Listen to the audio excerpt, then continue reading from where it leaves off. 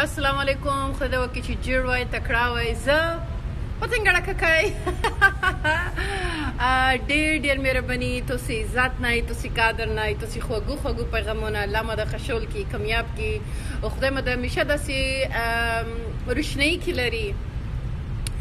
زه تاسو ته یو زړه پیغام لرم او ارمان لرم او دا خوښ زړه ته روغلاله غواړم تاسو سره شریک کوم، ځکه چې موږ تاسو باید همیشه داسې کوشش وکړو چې کومه خبره موږ تاسو مخ ته بیایي او موږ تاسو کې خارو بسي ابدي موږ بل ته باید وکړو، ځکه چې تو کم یبي مو کم یبي تو کم یبي ورځ خیر کې موږ تاسو باید خپل وبل ته خوښو. So my message is stay positive and believe in yourself. Our country is a country of hope. And we must believe and we must stand together and continue to strive for greatness because we are people of light. Love you guys.